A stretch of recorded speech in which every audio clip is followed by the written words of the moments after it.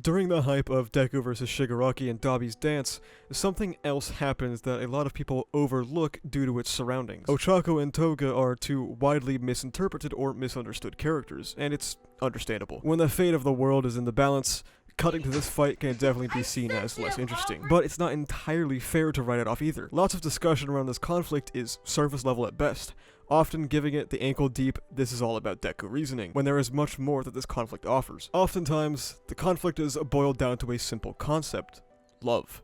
A link drawn by the mutual crush the two share. While this does play some role in it, the deeper link between the two is suppression. In case you're new here, let's go over something that I've talked about on my channel numerous times. The word quirk is a localization, and the original Japanese, kosei, more closely means individuality, meaning that one's quirk is deeply tied into who you are as a person. It informs parts of your personality, and people often feel a natural desire to express that individuality. Togo, however, was suppressed. Chastised by her family, considered a demon, shunned by her peers for what her quirk desires to have her express. In fact, you can see kind of a diet version of her backstory before it happens in the story with La Brava.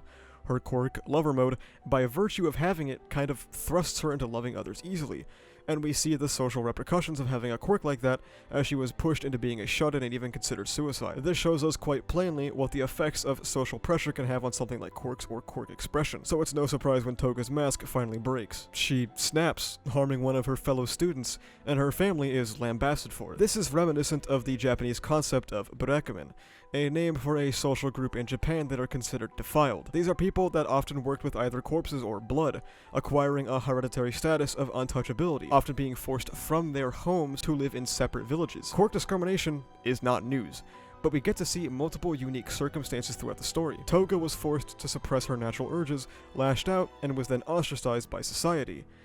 How does Ochako fit into this again? During the sports festival, we are introduced to what some people perceive to be Ochako's primary motivation: money. Her parents run a construction company, and it's clearly taking a toll on the family, so she wants to farm money and help support them. Already, this is a little more nuanced than "I want money," something that is juxtaposed by the introduction of Stain in the following arc, a villain who targets heroes who seek pay. The thing is, you're not supposed to agree with Stain. While you can agree with the idea that the profit incentive has heavily, negatively affected society, thinking to kill people who are using it as a profession to make ends meet is not the ideal approach. The viewer by this point is supposed to understand this dissonance by meeting someone like Ochako, who, while she does do hero work for the money, the nuance of her doing it to help her struggling family separates her from someone who lives life like a celebrity. Ochako's next development comes during the final exams when, oh god, a teenage girl develops a crush. People will, and still do, scream bloody fucking murder over this, as if any female character developing feelings for a male character immediately makes them terrible, which kind of puts characters into a weird box where they aren't allowed to express emotion, lest they be labeled as generic. What makes this perception worse is that her crush on Midoriya actually serves a narrative purpose, and isn't done to be Midoriya-centric. Her crush is a center focus of her character for, literally one arc. Is this what people are really up in arms about? One arc after she discusses her feelings for him, she immediately opts to suppress them, to focus on her work and to let Midoriya do the same. And then after that, they develop trauma. While Midoriya is battling with intrusive thoughts about One for All, Ochako is coming to grips with the fact that a man died in her arms, and she couldn't do anything to save him. Then she couldn't do anything for Deku as he beat the snot out of Overhaul.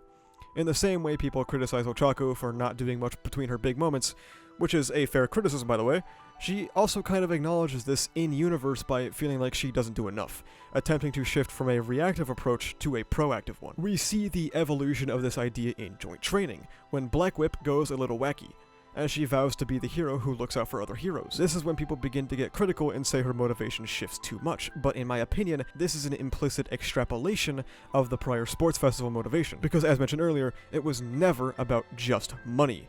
It was about recognizing the struggle that her parental figures are undergoing and seeking to alleviate that burden. And now, that is being extended to the supposedly untouchable heroes who sometimes need help as well. This event has nothing to do with her crush.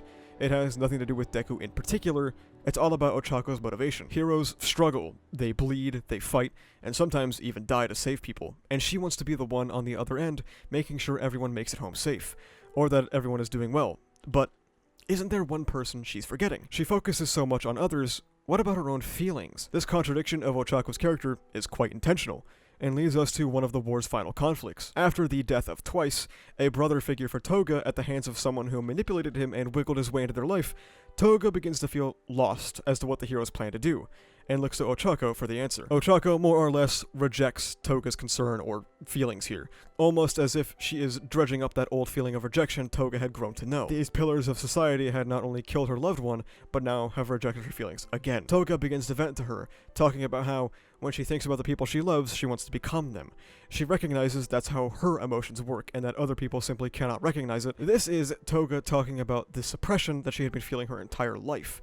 And now, in this fight, as the All Might doll falls out of Ochako's belt. People take this scene a little too literally, saying that they are arguing over a doll, but this is what we like to call symbolism. The doll itself doesn't really matter. Hell, Midoriya doesn't even really matter to some extent. What this doll serves as is a physical representation of Ochako's feelings that have been locked away in her hero costume, and Toga recognizing this suppressed emotion within Ochako. Toga remarks how they are the same, as Ochako declares she has shut those feelings away in the first recognition of her feelings for like 3 seasons. This is the central conflict, as Toga yells out that she too had kept it shut in for so long, letting her feelings stay bottled up until it exploded, and warns that she shouldn't do the same.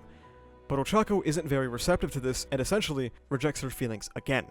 I mean, Ochako isn't wrong either. Toga will have to live with the consequences of her despicable actions, but there is an issue of communication here, highlighted by her taking note of Toga's tears as she flees the battle. She was viewing her as purely a villain, something she definitely is, but not noting the human underneath. Toga is the product of multiple failures of this superhuman society, the rejection of taboo quirks, the failing of her parents, the failures of court counseling, and the lack of further social safety nets. What she wanted to do here with Ochako is have someone level with her, to speak to her as a human about what went wrong. Is she viewed as a person?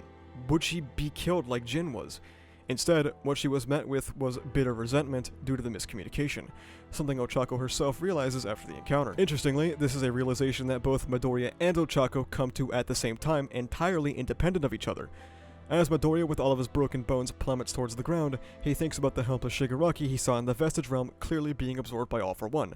In this moment, he stopped seeing Shigaraki as a villain, but as a person in need of help. As Ochako watched Toga run away, she saw the tears fall from her eyes, and in that moment, stopped seeing her as a villain, but as a person who was deeply hurt. Toga vs. Ochako isn't about boys or Deku, it's about the pain of quelling your own feelings, and how Ochako walks the path of Toga.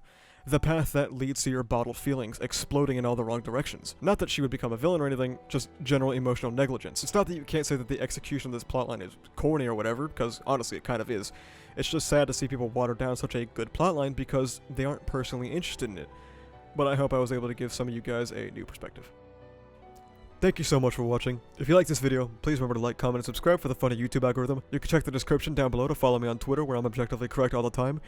You can also join my Discord, where we talk about My Hero Academia, ReZero, Jujutsu Kaisen, and stuff like that. And you can also now become a YouTube member, which basically just gives you access to behind-the-scenes content, a little badge on comments, and live stream chats, and access to some emotes. Only do so if you want to support the channel, though. But that's about it, though. Thank you for watching. See ya.